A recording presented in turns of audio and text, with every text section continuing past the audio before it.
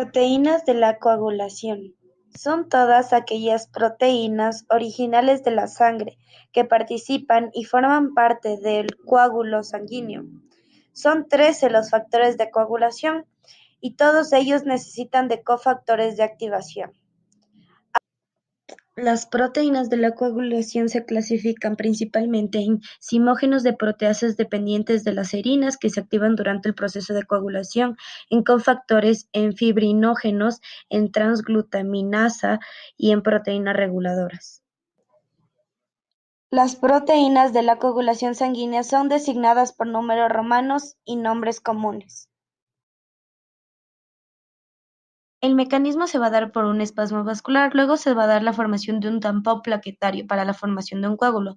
Luego se va a dar la proliferación final del tejido fibroso en el coágulo sanguíneo por la invasión de un fibroblasto o disolución, dando así un coágulo de sangre. Explicación de cada una de las proteínas. El fibrinógeno, también conocido como factor 1, contiene 3 dominios, por ende es una estructura terciaria. Sus cadenas son unidas por puentes de disulfuro. Consta de 3 cadenas, A-alfa, B-beta y gamma. Los genes que las codifican son FGA, FGB y FGG que se encuentran en el cromosoma 4. Cuando se produce una herida, se transforma el fibrinógeno en fibrina para lograr la coagulación. La protombina es de estructura primaria. El gen que la codifica es el F2 situado en el cromosoma 11.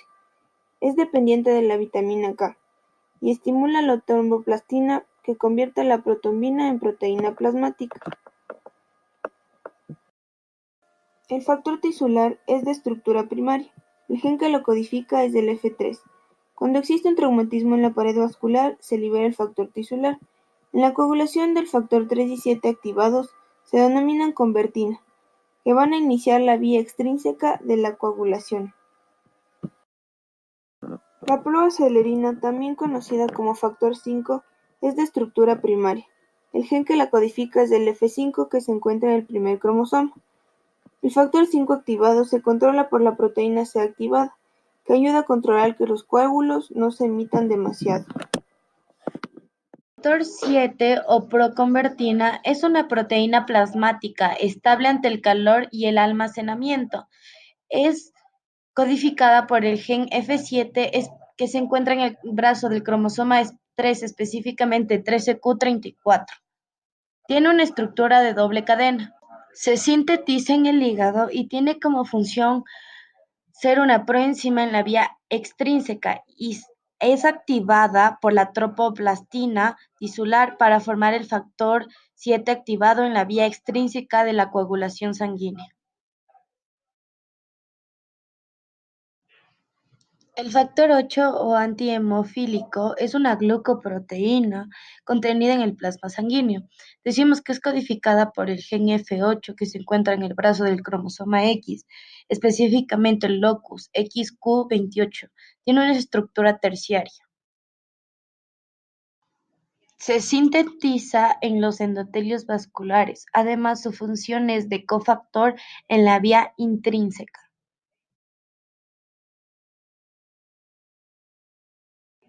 El factor de von Willebrand es una glucoproteína de la sangre que interviene en el momento inicial de la hemostasia. Decimos que tiene como codificación el gen BWF en el cromosoma 2, específicamente 12p13.3. Tiene una estructura monómera.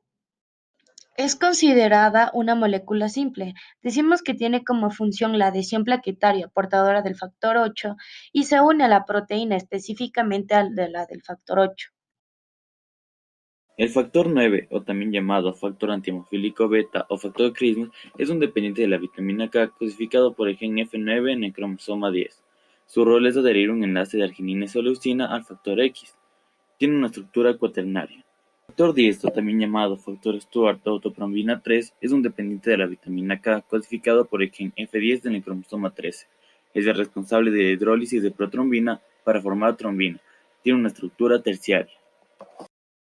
El factor 11, también llamado antihemofílico C o antecedente tromboplastínico del plasma, es inhibido por inhibidor de proteasa dependiente de la vitamina Z y codificado por el gen F11 en el cromosoma 4.